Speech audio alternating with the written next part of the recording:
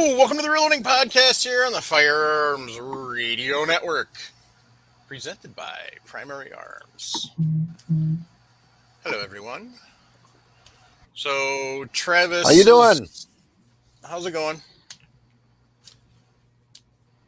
Nick, Ray. Hello. Hi.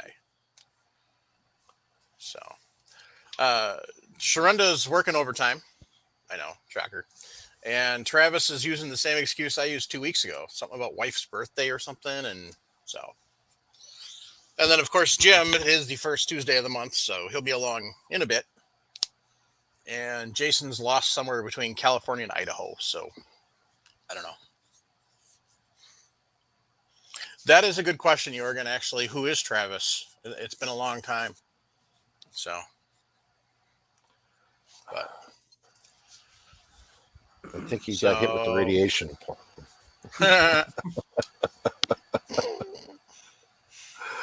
Oh, good grief. So, I started working on some load development, but I can't find the bullet that I want. So, what bullet you looking for? Well, what I really want is I want the 140 grain Flex tip? Yeah, but they call it something else. What the heck? It's got a fancier name than that, but nobody's got it anywhere. So it looks like I'm going to settle with the 160 grain flex tip in 308 for that 30-30. But we don't have any currently, and so I got to get around to ordering them. But I got to wait till payday. Okay. FTX. Yeah, the 160 grain. Okay. Monoflex. Good. Monoflex. There you go. Yep.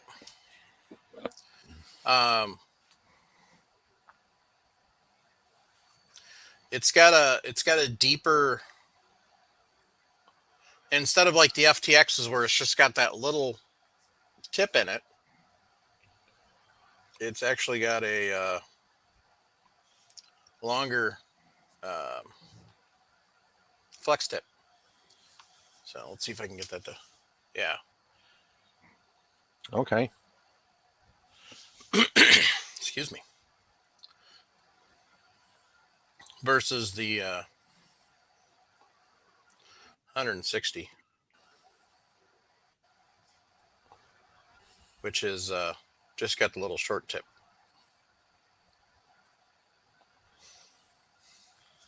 Yeah, see, it's the shorter tip, shorter cavity. Yeah. So. They all do well on deer, though. Yeah, this one's got, the 160's got the interlock ring, so. Oh, and it's got the ballistically efficient secant ogive. Oh, wow. Which really makes a difference on a 30-30, but whatever. Yeah. Anyway. We'll take that and start driving it in your 3378. Right? Yeah. The other thing is I finally got another episode posted, so I finally got enough time to actually... By the way, I'm doing all this load development while I'm at the counter. We don't have customers. Hey, it's with work. It's not work, but right. That's gun related. It's gun related. Yeah. So, but I finally I did the same thing at work. Yeah, I finally got another episode posted last night, so I'm working on another one now. So, Pat Chasse wants to know if you're in a root cellar there, Paul. Me? Nah, just a garage. Yep. Got my air conditioner running, and it looks like fun, but it ain't. So. Mm-hmm. So, Paul, what you been up to last week? Closed on the house. So spent the weekend getting contractors going on it so I can get all the floors torn out, start fixing things up the way I want them, plumbers, electricians, all that kind of stuff going on it. So hopefully by they're tearing the deck in the back down, and I redesigned it so I can put a swimming pool in and have the deck meet it and everything else. Nice. So we're kind of working that into it. And so you'll have to let me know when the pool's open. I'll come down and visit. Yep. And I got a contractor to come out and run gas and electric out to my building. Nice. And so yeah, it's just going to take, got them all lined up. Now I got to get them. They got to get everything in. Yep. So, and then I get to pack everything up again. Not everything, because there's so many boxes in storage right now that I figured there were 30 boxes of reloading gear. Yeah, at least, I'm sure. Yeah. And I only got 4 boxes here. So. You gonna have a bigger reloading area than you currently have? My last one was 10 by 12, and this one's going to be 14 by 22. Cool. So, yeah. Bigger, new. I got to put a heater in the room. I got to put a new air conditioner is going to go to it. So, and then building lots of shelves and tables. So that'll be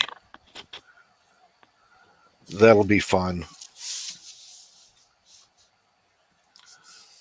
But yeah, at least this time I may be able to get all my presses set up. Nice. Yeah, that's what I'm shooting for. Be able to get all the presses set up, and I'll have a shotgun press this time set up, and a 2 single stages and 2 progressives. So nice. Let me see. Indeed, that's the fun part. So yeah. But how did everybody in the chat? So Nick and Ray, what you been up to? Good, Nick. I didn't do a lot, just as like Mike did. I did a little bit of load development, trying to find a load for a round I want to mess with on one of my rifles. I also had my case come in for my chronograph, my load carrying case to take to the range. So fancy. So can't see a little better. But other than that, that's about it for me. I didn't do nothing. Just go out of town for the weekend to a family reunion and come back and on the road next week. So I'd get a bunch of paperwork done this week. So slacking. So Worm Productions has a question, and we've kind of covered this in a little bit before, but we'll answer it since we're answering questions. And we get asked this a lot. So Worm Productions wants to know, what is all of your favorite all-around caliber to reload for? The one that brings you the most joy during the reloading process? And I don't know if we've really answered this question this way. So.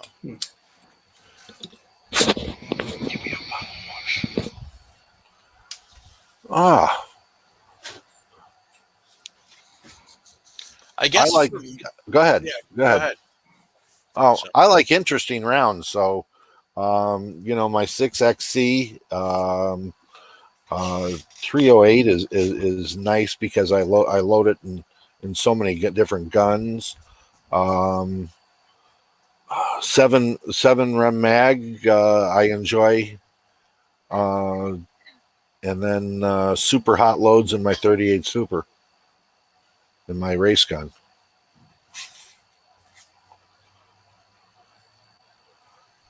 And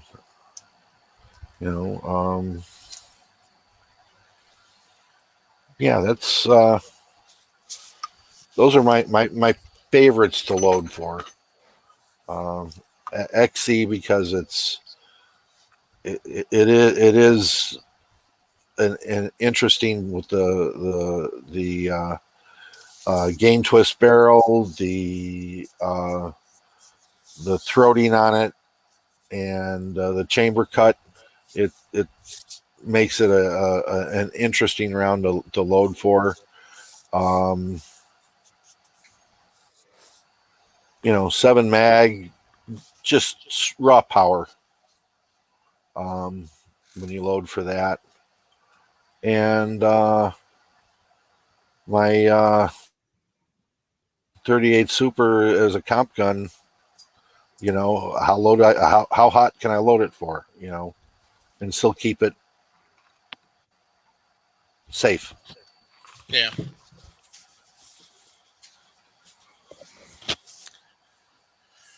Go ahead. My favorite to load for, probably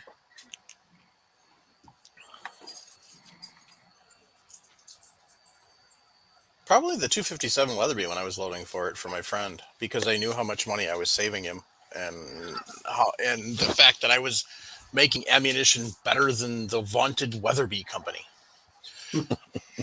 So, other than that, it's fun to just crank out 9mm on the 550. So, how about you two? Good. Probably the one, especially the most recently, the Martini Henry 577. Yeah. That's been a big one recently to bring joy, especially because they haven't made production ammo for almost 100 years for it, if not over 100 years. Mm-hmm. And just to get an old girl like that to talk, and again, and converting brass to another set of brass. A lot of the old military cartridges, even like 7.6 by 54R. A lot of people think, oh, it's a Mosin round. It's still fun to load. Mm-hmm. So, Yeah, Right. I'm kind of boring. I'm probably the favorite's 30-06 because I've got so many 30-06 rifles. I shoot quite a bit of that. And any of the newer, I shouldn't say newer, a new acquisition. If we get another surplus rifle on a different caliber, developing the load for that, whether you have to convert brass or you can find brass, it changes for every new purchase. It can change. Okay. Jorgen, yes, you can pick on me. Don't worry about it. But yeah, 7 Remington Magnum, yes. And I thought you would be talking about your new 6.5. So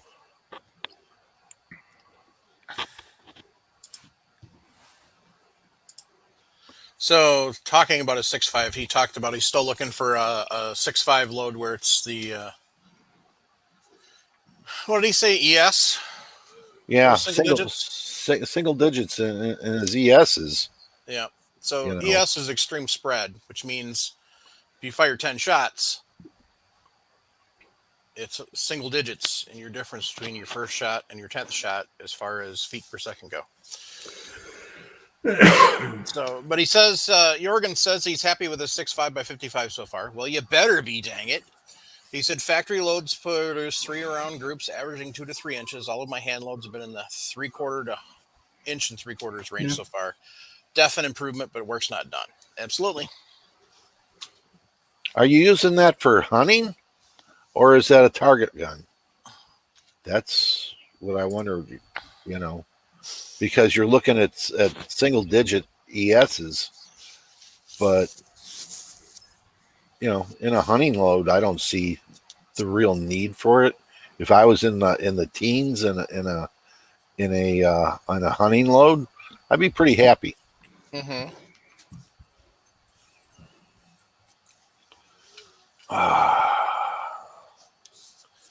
Oh, So most hated. Wow. Jurgen's got another question. What is your most hated, disdained cartridge? Rational or reasoning not required.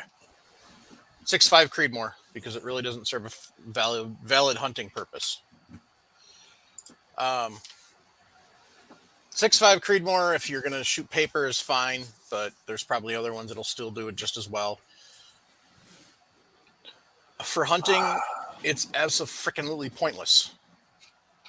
Go get a 243 Win and compare your ballistics on a 243 Win to a 6.5 Creedmoor out to 400 yards.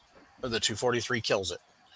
And the 243 still is generating enough energy to be reasonable at 400 yards. 6.5, the bullet's not big enough to use on elk, so that's pointless. So, I mean, it's 6.5 Creedmoor is a target cartridge. Okay, that's it.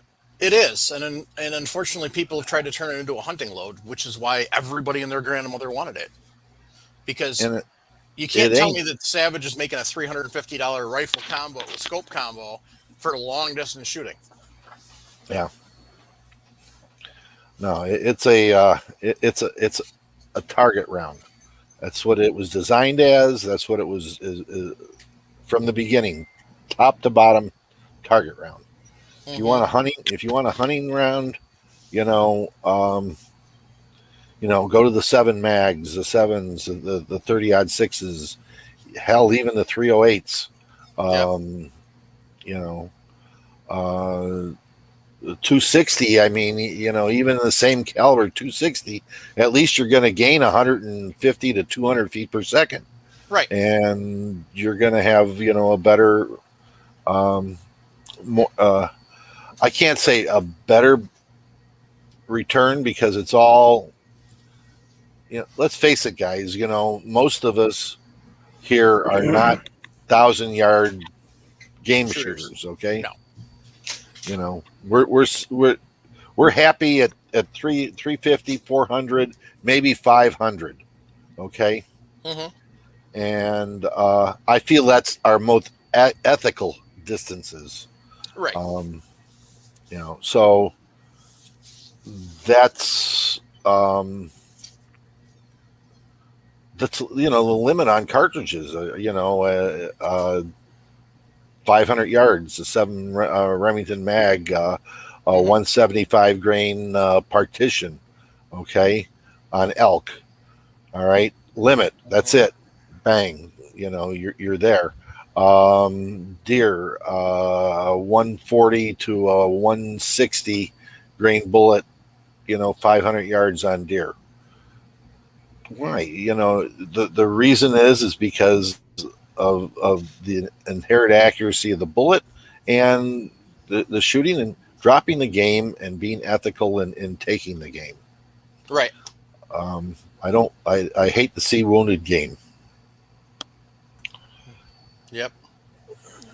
Yeah, there's nothing worse than watching a deer that somebody shot the front leg partially off as it's crashing through, and you can't get a good shot at it to put it out of its misery. Yeah. So. Yeah, and or put the bullet too far back. Right. As you pull the trigger, the deer turns, and now the bullet is, back in the haunch, and it's nah. Yep. Yeah. Like you put it back in the haunch or got shot. So. Anyway, most hated disdain cartridge. And rational reasoning is not. You know what? It's 223 5.56. Okay. I shoot a lot of it. All right. I mean, I got tons of it. It's a prairie dog cartridge is how I look at it. But I got ARs, so I got to feed them. My girls like to shoot the ARs. Well, they also like the bolt actions too. But it's just a pain in the ass to load for 223. And loading for my bolt actions, I'm sitting there going, I'm turning necks. And you're talking. If I go on a prairie dog hunt with two 223 rifles, yep, I got 2 different loads, and I got 500 to 1,000 rounds of each. So you're sitting there going, yeah, 2,000 rounds of 223, and each one's a different load. One's a 50 grain load, another one's a 55 grain, and then I got some 77 grainers that I put together. But yeah, and then loading for the ARs, Yeah. Nosler 69 grain hollow point boat tails, and that's the bullet for that I use for my ARs. Yep. And buy them by the 1,000. Yeah. And then pull a handle.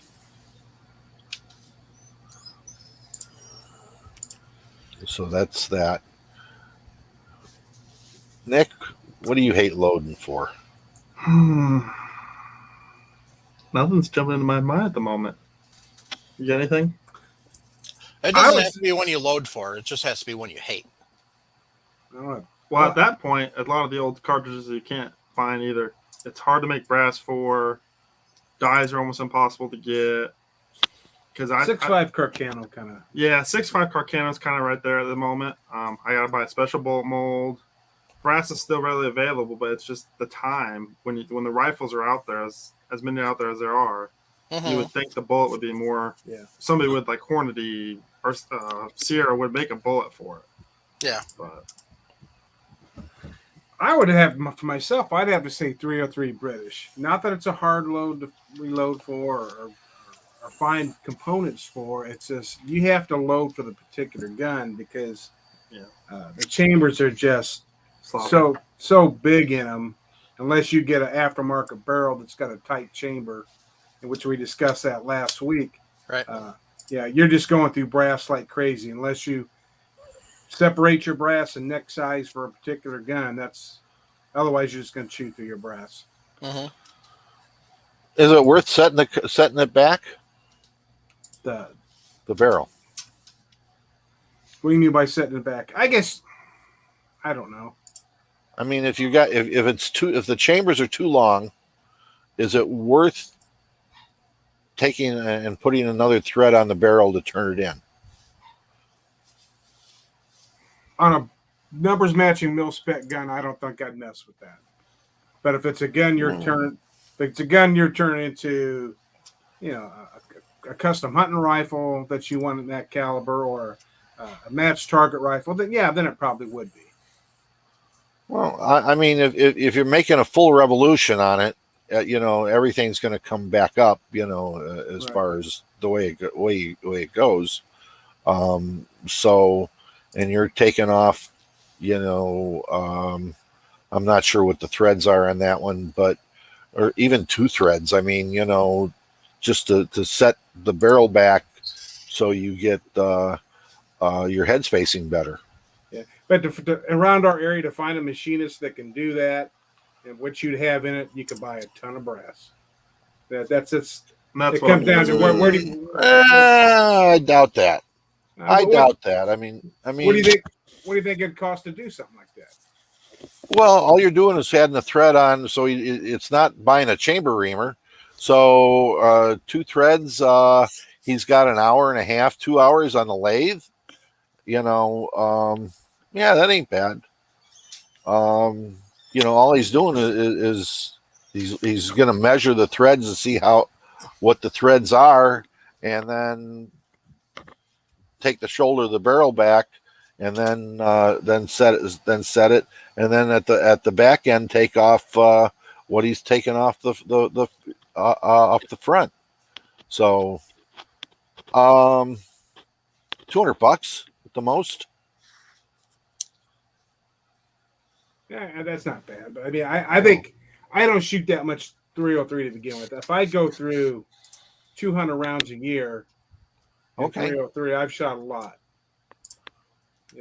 Now if it was like something in a 30-06, and I had to consider that, I'd probably spend the money. Yeah. But in 303, I probably wouldn't. Okay. I'm just saying though that people have problems with headspace in that if they look at full revolutions on their barrels, that they can correct that for not a lot of money. I mean, Something I would look at if I were to do a number 4 Mark 1T. If I was wanting to do the sniper rifle, that's the only way possible I'd ever do one. Yeah. If I was wanting to make a sniper rifle version of the infield, that's a possibility at that Make point. one or Make one, yeah. to make one, yes, maybe. Yes. But if you found an original, No, I wouldn't wouldn't mess with No, it. you wouldn't touch it at that point. I can't afford an original one right now. Well, you bought a house. You can't afford much anything. No, not right now. Mm-hmm.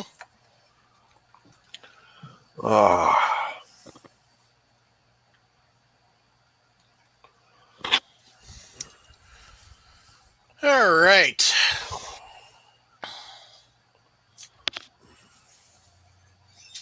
So I'm just looking to see if there's any other questions that popped up.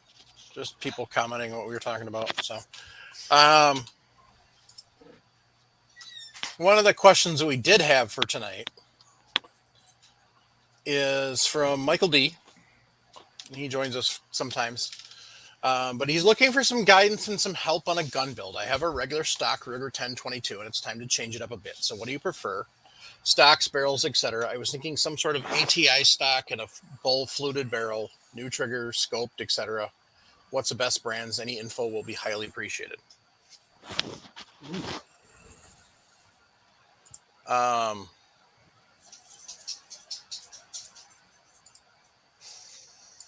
So I'm going to start with stock.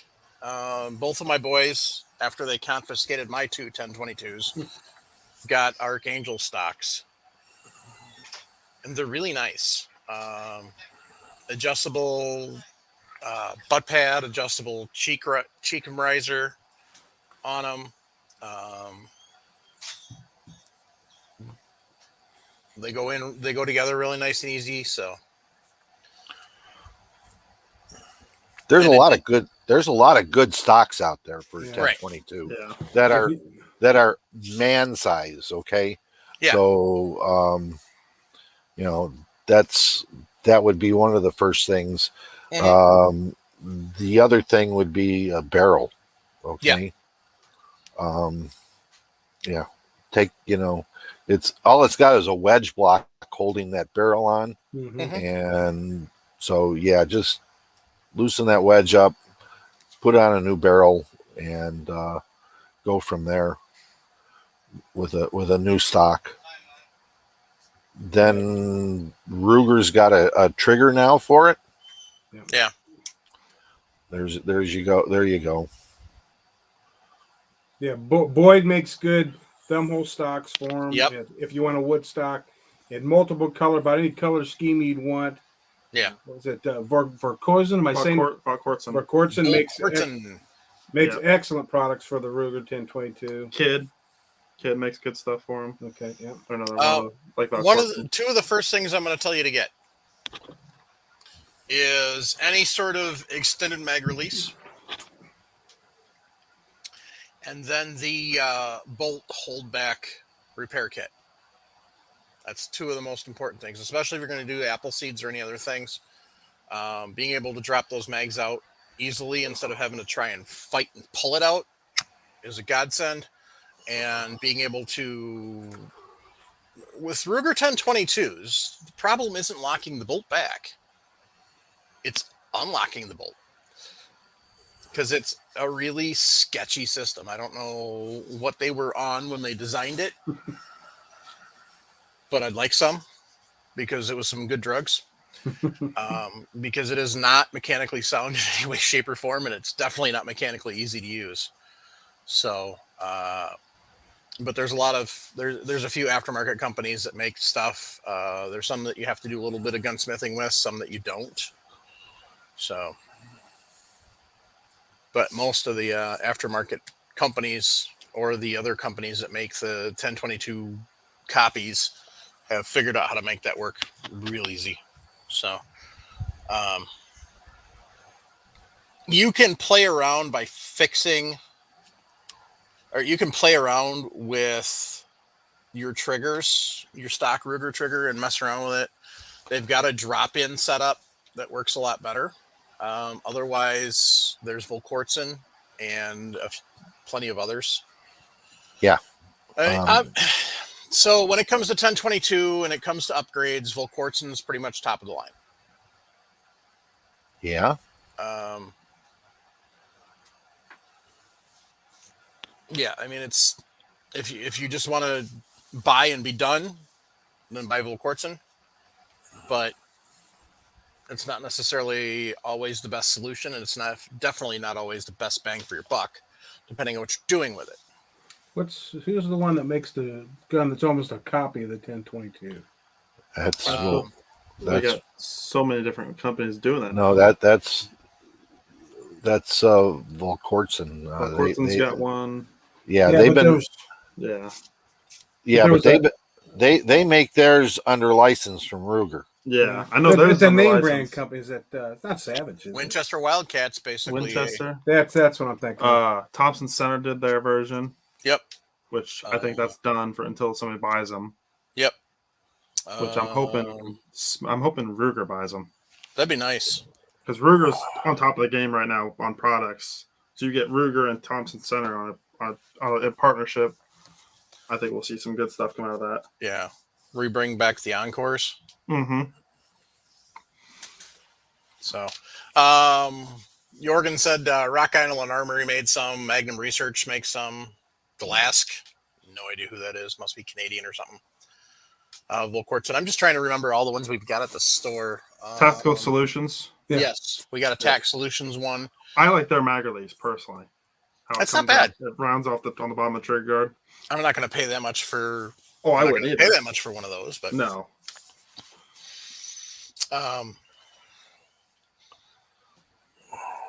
The only thing that I like about the Wildcat is first, the bolt release works great. It locks back on the magazine, empty magazine, and then it goes forward when you put a loaded magazine in it, like it should. And the only other small, nice feature that I like is they've got that access port in the back for cleaning rods. Yeah. But if you're handy if you've got a drill press, you can put your own in. So, well, isn't Brownell's receiver have the same thing in it now? Yeah, the receiver. Brownell's Ruger receiver. So, and there's a 3D printed one out there somewhere that you can do that too. Excuse me.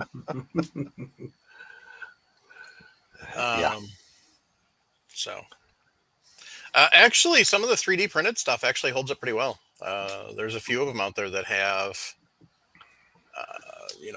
10, 15, 20,000 rounds on them. How do you pillar bed a Ruger 1022? I don't know. Never bothered to try. Can you? Not that I know of. Well, I don't know you could. If you can at all. I didn't think you could. Yeah, I don't think you can on that one, but maybe he's just talking about in general. A bit nuts said, I like the Boyd AT1 stocks, which are their newer fancy ones that have got your adjustable length of pull and adjustable T-crest. So he said, I like Boyd's AT1 stocks, just learn how to pillar glass bed with it. Fun to play with. So. But I'm guessing he's probably not talking about with the Ruger 1022 because I don't see how you would. Yeah. So Thomas Peterson said to Lead Bullet Junkie, said someone just bought New England Firearms, so there's a chance. Because Lead Bullet Junkie was talking about bringing back the handy rifles. He wants one in 500 mag. That'd be fun. So, bought New England Firearms. And are they going to actually go back to making them inexpensively? That is a good question. I like Chris Sharp with that Ruger bought Marlin. So hopefully Marlin can step their game up. Right. Again. I'd like to see him fix the 795. Yeah. So we don't own a lever action. Oh, a Henry 22. That's about it. That's my sister's, but we've always wanted like a 30-30 lever action, and the Marlins for the money were always the way to go. But the last couple of years I saw them, they weren't very good at all. So I passed up too many Winchesters years ago. I should have bought. Shoulda, coulda, woulda. yep. Right? Yeah. Or the old Brownings, Yeah. you know.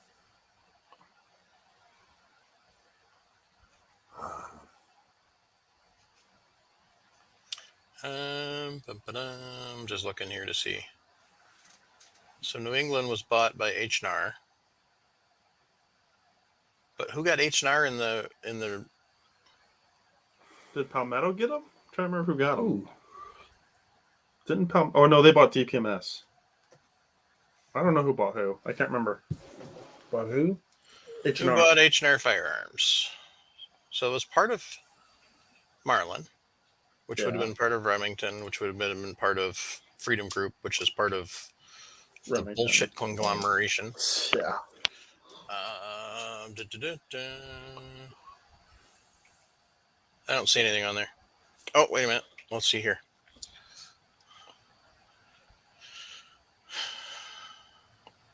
Oh, I don't want to see updates. No, I don't want to join your freaking ads either, you bastards. Oh, sweet. So Bass Pro Shops now owns Tapco. What?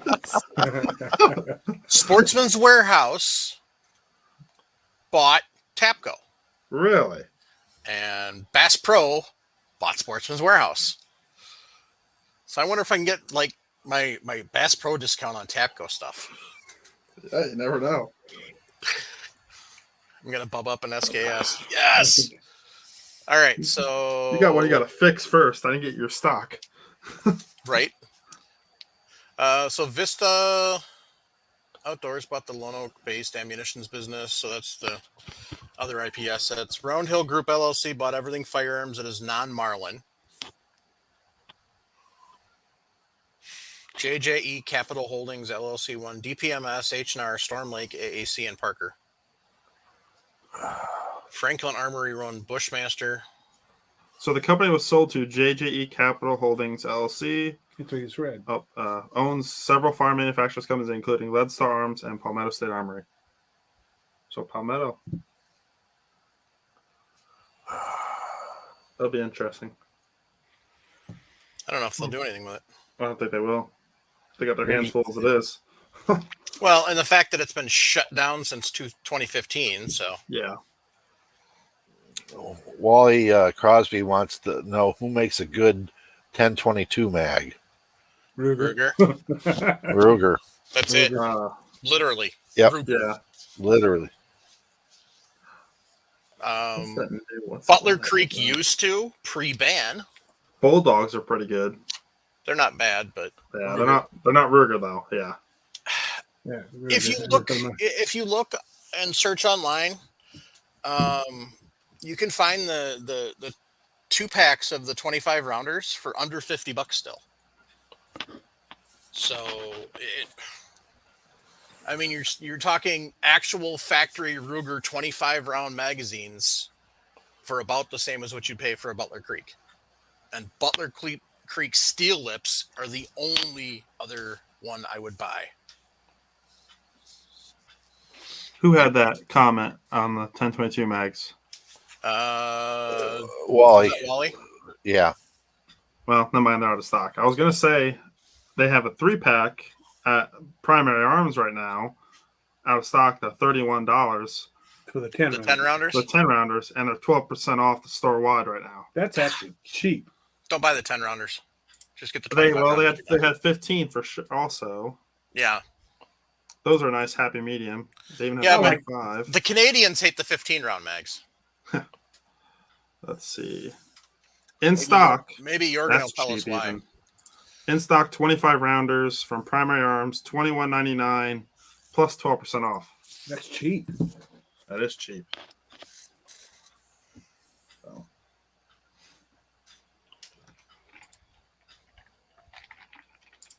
Howdy, howdy, y'all. Good evening, Jim. And How we doing, Jim? Dang it. Who let him in? Oh, yeah, I did. You did, you bum.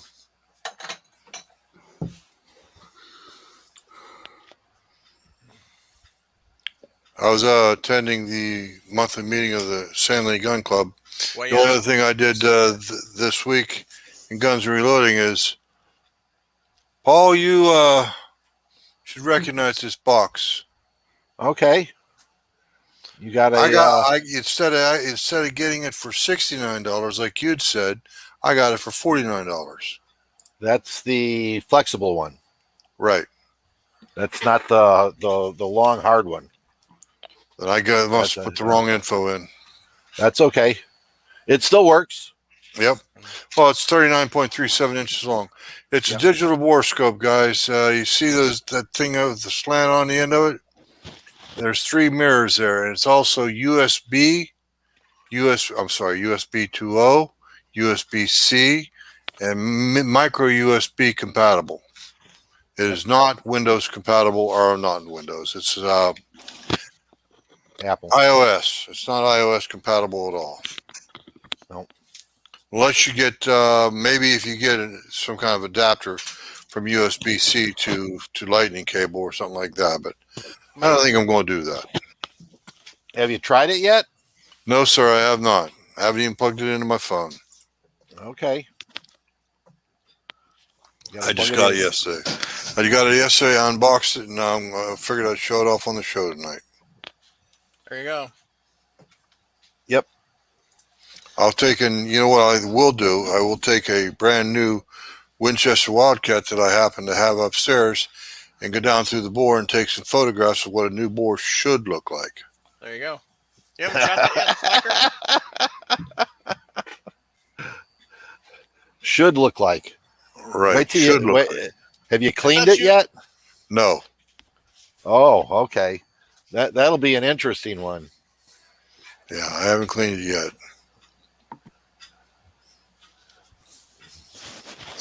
I'm sorry, I didn't. The reason why you were laughing kind of escaped me. Well, because it's a new bore, which means it's probably got a lot of junk in it and everything else because you haven't cleaned it. Okay, now I can zoom right over my head. Yep. You know. All right, Mike, take it off me, please. I'm not that good looking. All right. So, Jim, you have 2 questions to answer. First one, what is your most enjoyable cartridge to reload? .357 Magnum. Okay. Why? Because it's easy to reload. Number one, straight wall cartridge. It's very versatile. It's not a .44 Magnum, even though I've done loads that would come close. But I cast bullets for it. I've shot probably dozens of thousands of rounds through my Dan Wesson, my Marlin 1894. I shoot it a lot when I'm actually shooting. And the main thing is, because I'm a reloader, I don't like picking up my brass off the ground. I can take it out of my MTM cartridge box, put it in the gun, shoot them up. Say, well, the rifle does eject onto the ground. But out of the revolver, I put them back in the MTM ammo case. So, I'm a reloader. All I got to do is eject them out, put them in the box, and done. Mm-hmm. Actually, you keep them in a speed loader. Mm-hmm. Keep several rounds in a speed loader when I'm actually at the range. There you go. But you have a little handicap there. What a handicap with 357? Yeah. I could take Black Bear with 357. What kind of handicap? Your handicap is you fire 6 rounds and you eject the rounds into your hand. So how are you going to reload with a speed loader when you got 6 empty rounds in your hand? Oh, well.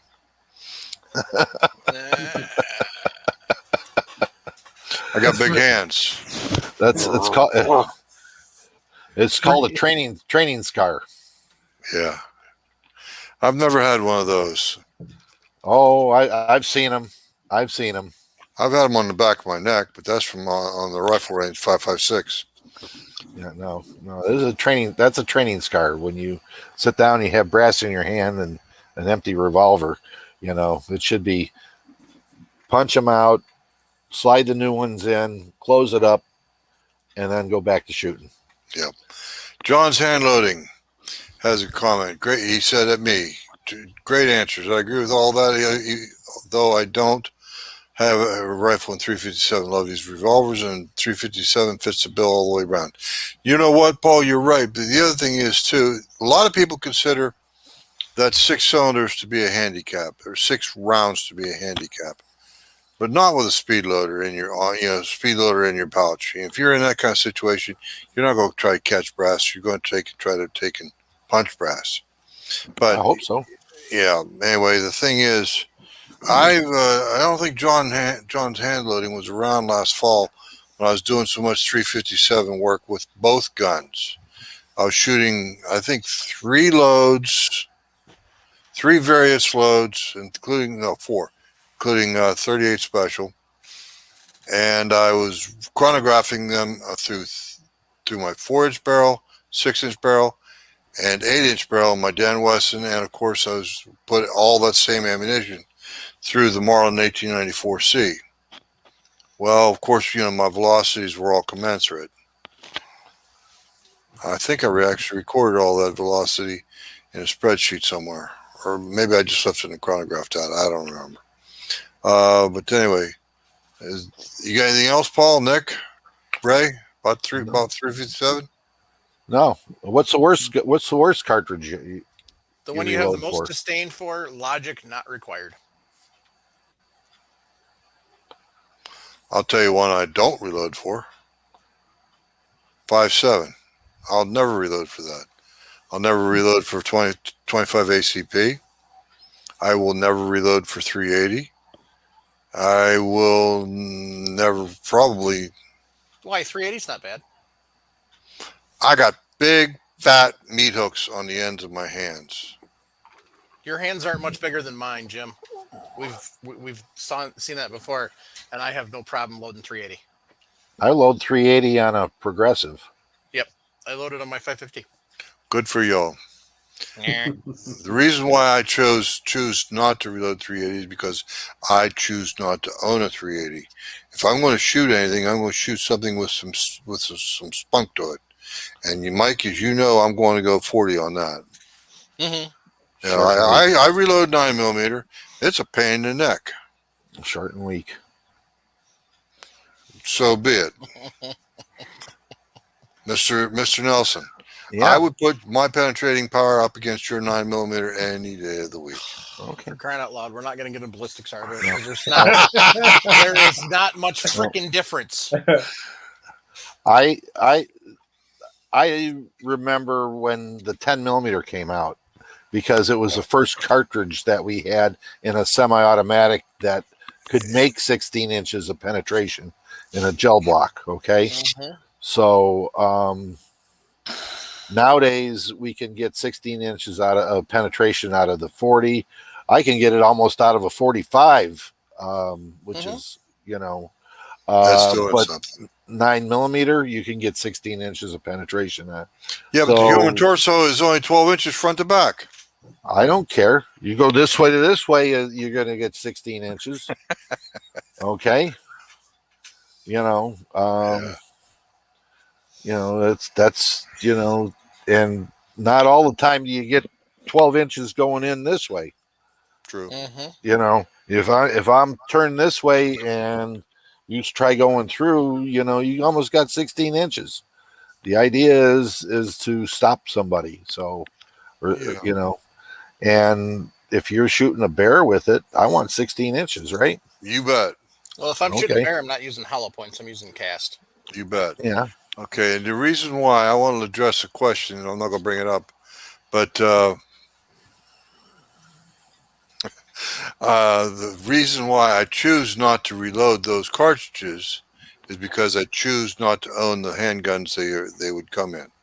There you go. Okay. 5.7 and 380. I don't care for the sub calibers. I just don't care for it. Even my wife has a 38 special upstairs. So a bit nuts wants to know. I've never owned a Glock. I just won a Glock 20. Congratulations. Is it true they won't shoot cast bullets for shit? No, that's What bullface gen? lie. It's a bullface lie, but what gen is the big question. I'm Probably guessing if Gen you just 4. won it, it's probably at least 4. Yeah, if it's a Gen 5, they shoot a lot better with the new marksman barrel. It doesn't make a difference as long as your No, I agree. as long as your bullet hardness is correct. It doesn't make a difference. Or you just powder coat 'em. Well, there you go, Mike. Start a war. You didn't want to start caliber war. Now you're going to start powder versus ALOX. Anyway, a bit nuts. I shoot Glock cast bullets exclusively in my Gen 3 Glock 22. Mm-hmm. So, and I don't get any letting to speak of. When I do, it cleans right out. I wrote a few articles several years ago when I won an NRA gun at a Friends of NRA banquet. I won a Glock 22 and all that.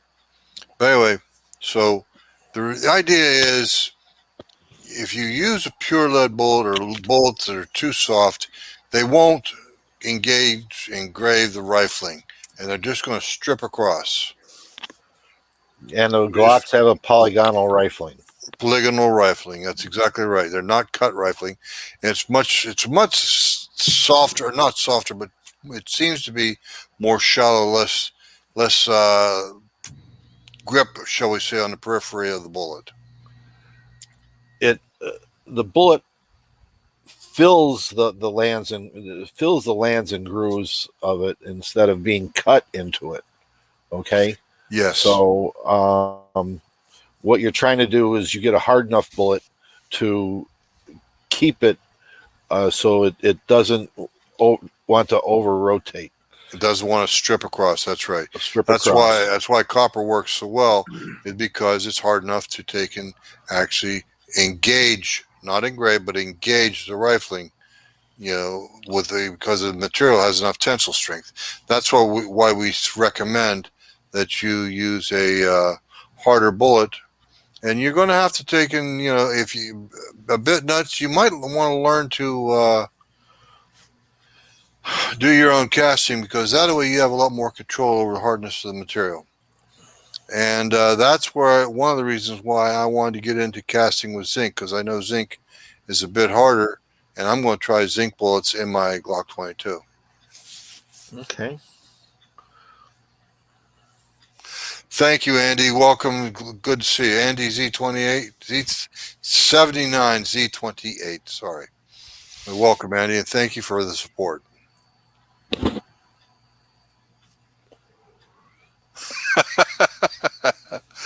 Okay, Fuzz Forks had a question a little earlier. We don't want to go into that last comment.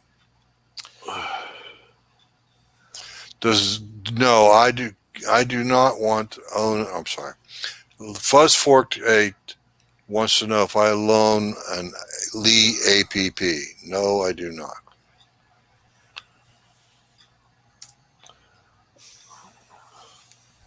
What's the hardness to recommend in shooting in a Glock? I don't know. I don't own a Glock. Okay, I stay away from them. You should shoot that old John Browning hog of yours. That's right. That old 1911 thing. That's right. I got one too, and mine's strictly GI, and I shoot nothing but lead in it. I don't like playing with staple guns. Okay. Hey, Paul, think of the most immature thing I can do right now. Yeah. Anyway. Yep. I think we load for Brunel 12 or higher. Yeah, but mine are powder-coated bullets, so I don't. You can actually get 16 Brunel 16 out of some of the good bullets if you have enough tin. Mostly it's antimony. A lot of people think it's a tin hardening a bullet. It's not. It's antimony. Yeah, I don't know what SNS bullets are. I don't remember what the Brunels on there Yeah, is, but they're powder-coated anyway. So I think I do 12 or higher, 12 in a minimum, but we're shooting out of a Storm Lake barrel. Yeah, so. No, Lone Wolf. Lone Wolf barrel? Yeah. Those are cut barrels. Yeah. Yeah. Cut. I mean, rifling. The rifling has been cut. Yeah. Not hammered in with a broaching button. So Fuzzy had said only Alox. He uses only Alox lube. He's not into painting Nail polish on the bullets. on the bullets. And then you said that. So he said, well, someone had to stir the pot. And then Lead Bullet Junkie said, but Fuzzy, red, white, and blue bullets look so good, though. I'll tell you what. I cannot disagree with Lead Bullet Junkie. Well, Here's some beautiful red bullets right there. Why'd you gas check them? These are pushed. These are getting pushed faster, so we had a gas check. All the rifle bullets, aren't they? Yeah, these are rifle bullets. Okay, that explains it. What color? What diameter are those, Nick? Those are a 330 diameter, 205 grain. For my Austro-Hungarian rifle, straight 3.330. Yep. Okay, thank you. Fun. So Andy79Z78 said, tin makes the lead flow better. Think of it as a thinner. Yes, it does help with bullet. It Fills does your mold help. better. Yes, it does. Exactly. I knew what you were trying to say. You just Got discombobulated. Yeah, you had a short circuit somewhere between the brain and the tongue. oh, So, I don't know. Did we cover Michael's question about the 1022? I think we beat that all up pretty good. Yeah. Good. Mike, would you mind posting a link in the private chat for the show notes, please? We only have one question in it. Oh, okay. and we answered it. It's I week believe it one. or not, I need the link for all four weeks. Okay, well, I'm not going to post them here. I'll just share them Of to you. course. Yeah. Okay. Anyway, back to the podcast. So,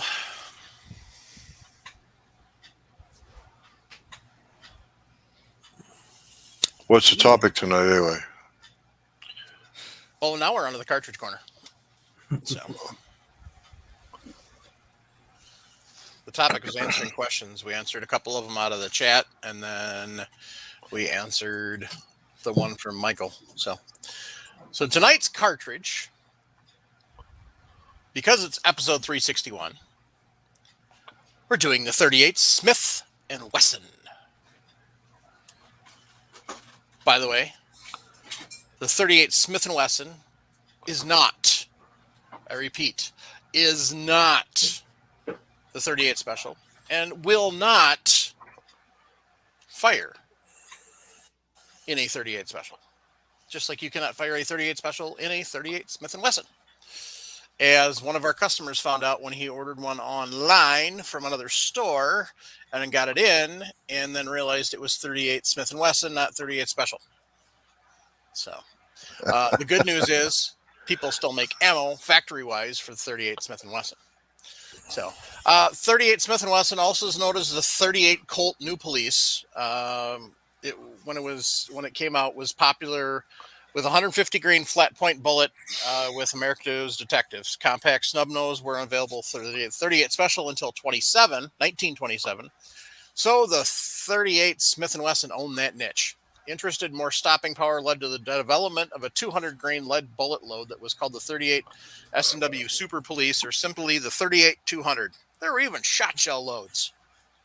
So the British also liked the 38 200. They replaced the 455 Webley Mark II cartridge with the 38 Smith & Wesson in 1931 as their standard sidearm cartridge in Enfield break-top revolvers. They called the 38 Smith & Wesson the 380 revolver cartridge. They retained the 200 grain lead bullet until just before World War II, when authorities felt the soft lead bullets might be construed as exploding or expanding as defined under the Hague Accords of 1899. Yeah. So you can zoom in on me. I got both of them side by side. So here's the 38 Special and a 38 Smith & Wesson. Which one's which? 38 Special, and this is 38 Smith & Wesson. Or Correct. side by side. So a little bit shorter. Nick, I think you got it backwards because the 38 Special cartridge is slightly taller Yeah. than this. The shorter cartridge is 38 S&W. Which is what he Taller said. cartridge. Okay. So if I could show guns, I could show my Webley, but can't show guns, of course. Is your Webley in 38200? Yes. Nice. So I have a mold to cast for. It's 175 grain bullet mold. is that the Lee? Yeah. Nice. It's nice that you can get a factory mold for it still. Exactly, and that's Right. what I was wanting to do it for some, especially for some display grounds when I go to reenactments, because you can't. It's hard to find original 38-200 loads, and I would like to shoot some sometime. So Dad was on the road and was able to find 175 grain bullet mold. I'm like, pick it up. So Yeah. just something to play around with. So they replaced that 200 grain with 100 soft point with a 178 grain FMJ. So There goes the neighborhood. Out of the Enfield Yeah, 5-inch really. barrel, it was 620 to 660 feet per second. So,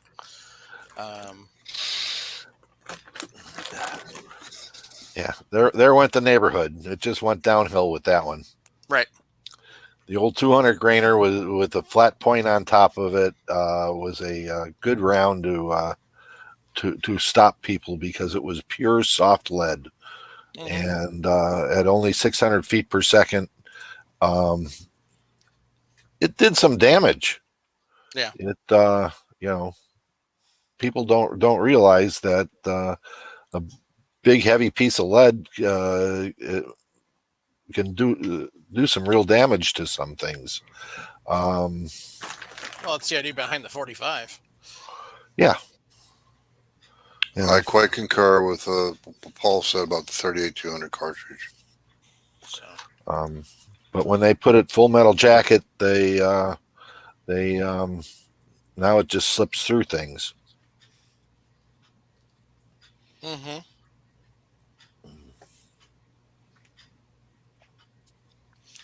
But So the information I got was mostly from the Shooting Times. They had an article. It doesn't have a date on it though. That's the problem. I was trying to see how old the article was. Well, the cartridge hasn't changed. Effectively, hasn't changed in quite a number of years.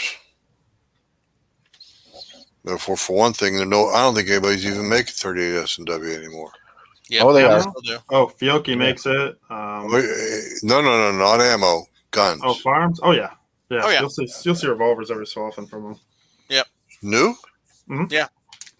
Oh, okay. Smith makes one. Yep. Don't know if Kruger does. Ivor Johnson, thanks to Fuzz Fork. Yeah. Before COVID, there was rumors of a Ruger SP 101. Mm-hmm. Really? So I don't know if you said in that topic, Mike. They did the Smith & Wesson Victor or the Model 10 in 38 Smith & Wesson as well. did not say that. So Because the Smith & Wesson company made those and lend-leased them to Britain during the war because they were already fielding the Webley, so it was same ammo. Mhm. So that was under the lend-lease program. right. yeah, it's we saw there was a couple comments back that it was the same as a 380. No, it wasn't. It was a big slow bullet Mhm. that developed just a little bit of thump. And 380 needs an expanding bullet to work. Yep. Well, isn't the 380 bullet of choice? Well, whatever the word is, the standard bullet, isn't that about a 90 grain weight? 95. 90-95. Yeah. As opposed, moving, we'll just say, 900 feet per second, as opposed to 600 feet per second and 200 grains. Mm-hmm. Oh, if I had to take my choice of which to be shot with, I'd take the 380 getting hit with all day long over that 38 special, 38 S&W. Well, they all hurt, but Yeah. Right. No, you're right, but I think I think the 380 would be less effective, is what I'm trying to say. Yeah.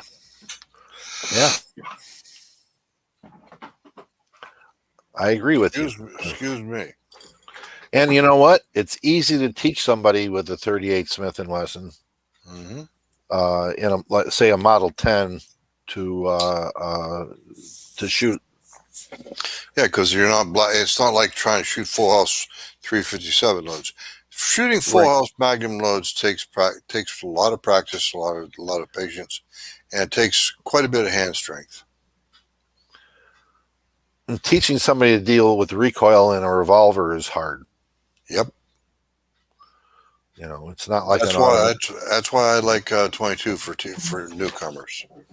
That way, the recoil is the one thing they don't have to deal with. Go ahead, Nick. You got something to show. So here, of course, we've got the 38 Smith and Wesson, and then we grabbed a hollow point 90 grain Fiocchi 380 that's moving 975. 975. So Mike, you want to highlight Nick and Ray, please?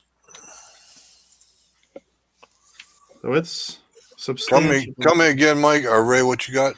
So this is the 380 90 grain hollow point Right. moving 975, and this is a Fiocchi. They're both Fiocchi.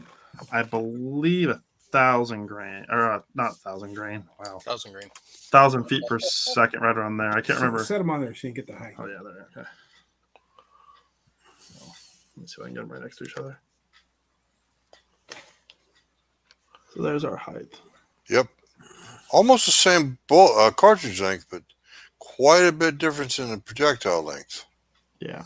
Would you say that bullet weight is in a S&W case? I believe 145. I know that's what Fiocchi was making for the That's almost twice as much lead. Yeah. But it is a round nose bullet too, as opposed to the hollow cavity. But it's a soft lead bullet. Yeah. Good Both point. it's a fun little cartridge to shoot. That was also what it was. Didn't that one start out as a healed bullet? Yes. Yes. I think it did. Yes. It was a healed bullet. The original cartridge case was a healed bullet. It was a healed case. Thank you. So 38 Smith and Wesson started out in 1877. Wow. And the British used it from 30s. So these are the 455 through World War One. Where that started. Oh, there we go. 1922 to 1963 is how long they had that cartridge in service. So it was already 45 years old before the British started using it.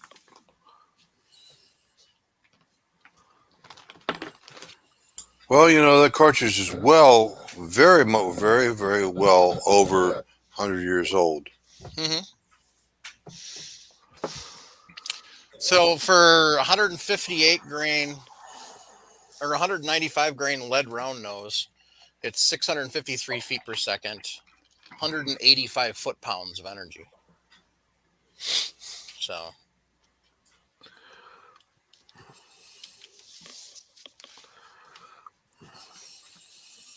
But yeah, I mean,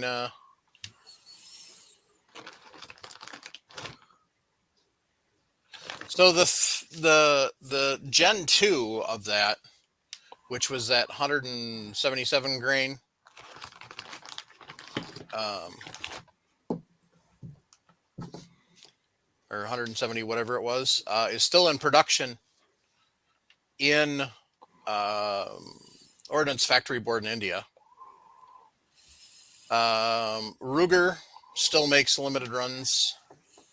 Let's see here. Fiocchi makes a couple, and then some companies such as Buffalo Bore make several different types, including self-defense ammo. So yeah, it's still got plenty of love. Yeah. So. Which goes well with our 361 show. Yes, indeed. So. Oh yeah, so lots of fun stuff with that. It's one of those older ones that still is alive.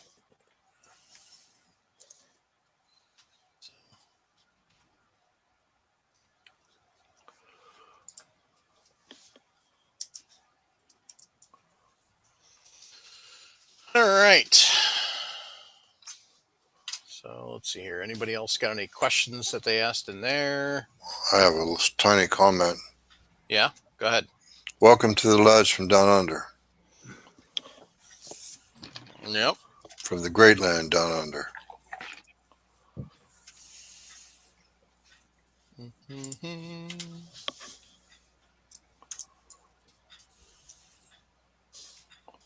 All right, I'm just copying and pasting stuff. Don't mind me.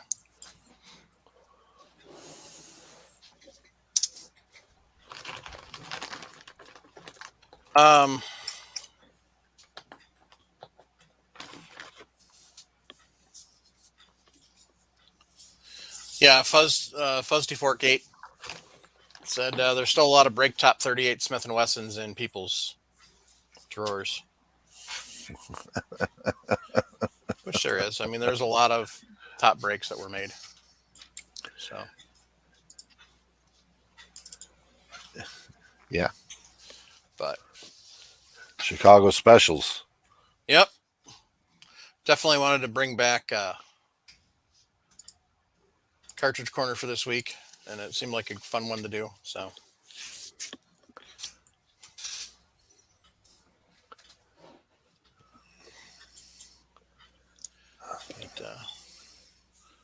Just looking to see if there's anything else I missed in the Shooting Times article about it. So. But not really. I mean, that's pretty much it. So. Yeah, that's about it. So. Anyway. That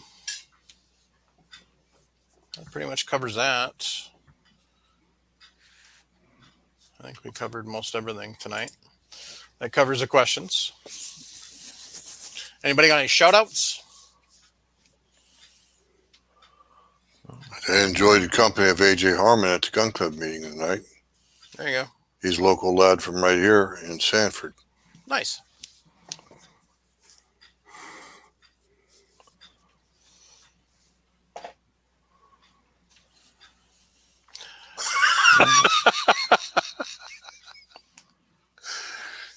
Jordan Yeah, Reagan. Nope, we're not going to bring that one up. You're terrible. That's all I'm going to say.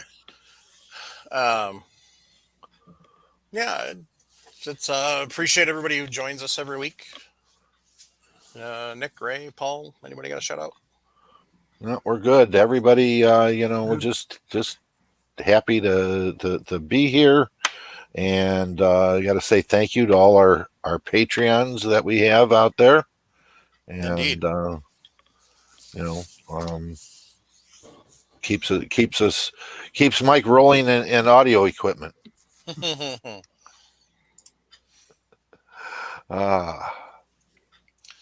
So let's see it's a short. Yeah, go ahead. I was going to see if Primary Arms carried 38 Smith & Wesson, but they don't. They do carry Tokarev ammo, though. That's probably more common than the S&W stuff. Not really. I mean, Cellier and Below and PPU are the only ones that really make Tokarev ammo anymore. And usually nobody's really got it, so.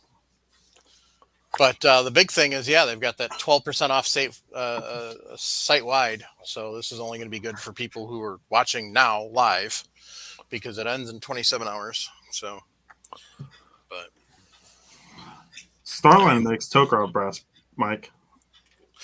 no, I was just talking about loaded cartridges. Oh yeah. I got a good one for you guys. Yes. I was watching another show, and I know I shouldn't, but they were talking about 9mm brass coming in, and the store had some Lupua brass come in 9mm. Why? Okay. You sitting down for $300 1,000? Oh my gosh. Why? Why? It's not like it's precision rifle brass. Okay, I buy Lapua brass. Okay, for rifles. Yeah. Right. I got no problem with that. Right. But when somebody is telling me $300 per thousand for 9 millimeter Luger brass, Yeah. No. Not when you can buy loaded cartridges for that. yeah, It's 3 cents a damn round. Brass. And you're right. We could buy loaded ammo that cheap. No, that's 30 yeah, cents around, Jim. 30 cents Yeah. around. What did I say? Three. Three. Like we're missing a zero there. Three would be a hell of a deal. Oh, I'm Yeah. sorry. Yeah, it's 0.3. That's what I saw. 30 cents a round. So it was, it was some pretty expensive brass. I honestly cannot see. You wouldn't shoot bullseye with a 9, would you? You can.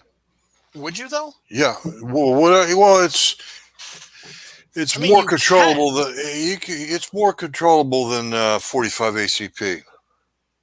In the same frame, and there is such a thing as other caliber. You can shoot 38 special 357, Right. non 45 caliber. There's a subdivision in NRA bullseye 22 rimfire. You can shoot. They don't care if you shoot handgun or sorry. They don't care if you shoot revolver or semi. Same for the non 45 calibers. And then there's, of course, 45 ACP, which can be fired out of a revolver. And there's also a 1911 subdivision, too. 4 classifications of NRA bullseye that I was familiar with. Yeah, I just don't know why you would want to. Yeah, you're right, but it's still more controllable. If you're shooting it out of the same platform as the 1911, something that weighs like that. Now, if you're shooting a little Ruger LCP, I will very seriously doubt if you're going to get very many X rings on that. Mm-hmm. I'd be more than happy to pick that brass up off the ground after they shoot it. Right? You bet, Ray. You bet. Yeah, I'll be happy to pick it up. I'm not going to buy it in the first place. So. Exactly. Yeah. But I just had to say, I've seen expensive brass before, but for handguns, I just can't see dropping that kind of money. No. And I mean, look at I shoot 38 super, okay. So you're gonna sit down and it's really I use cut down 223 brass to make it, all right, because I don't like the semi rim that that factory brass has. mm-hmm. And I got a stronger web out of it, so I can push it a little harder. But yeah, it's work, but it's doable. Mm-hmm. But I will not go out and buy Starline brass to do the same thing for and that's only about 100 and what is it, about $150 for 1,000 or maybe a little more, but not much. No.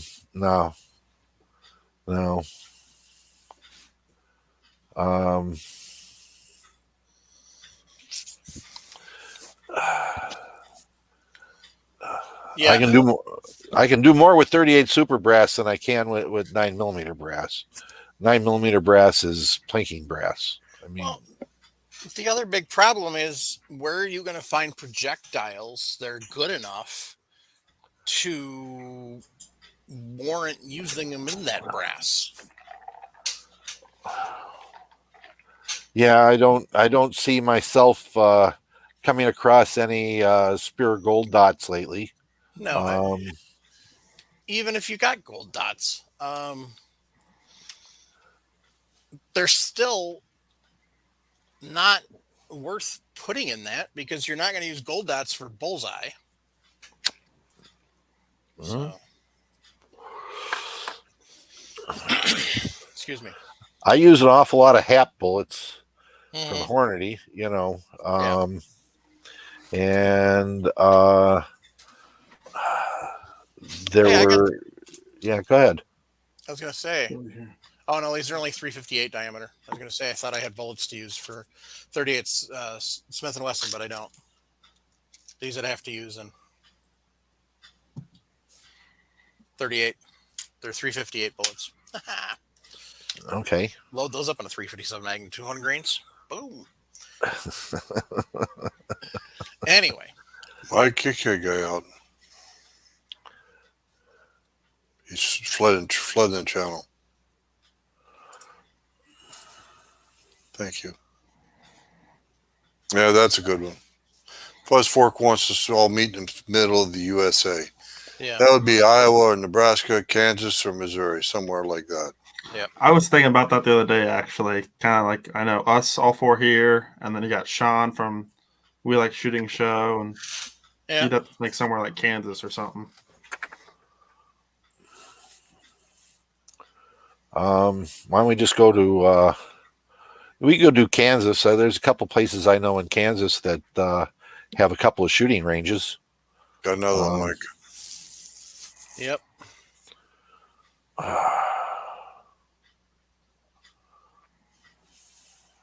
Good grief. Holy.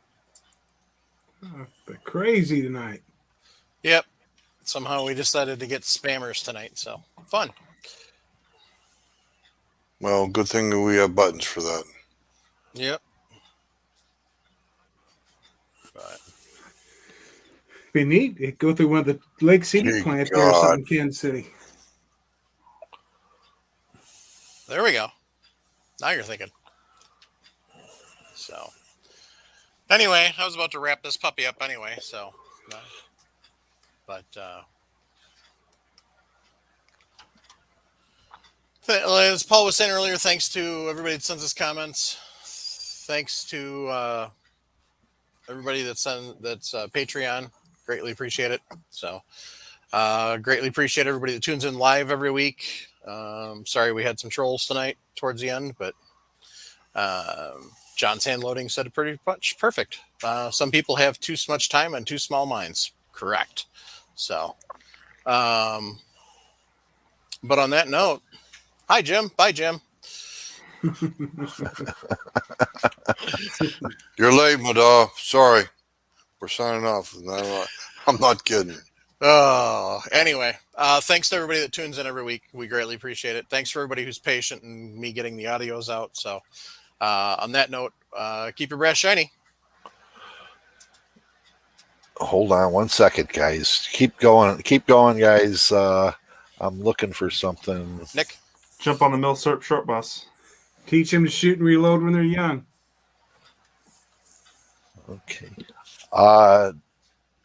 My grandpa said, despite what Mama told me, violence does solve problems. I love that one. Gun control. It's not about our guns. It's about control. More Yep. about us than it is the guns. Yep. Keep that boy under my thumb. Mm-hmm. Yeah. Just a reminder, everyone, if you are having issues and you think that it's that you think even remotely that you may be thinking about ending it all, give the folks over at the Suicide Hotline a call, 800-273-8255. They've got lots of trained professionals that are very helpful. Hang in there, folks. It's going to get better. So, thanks and good night. Good night, all. Night, y'all. Good night.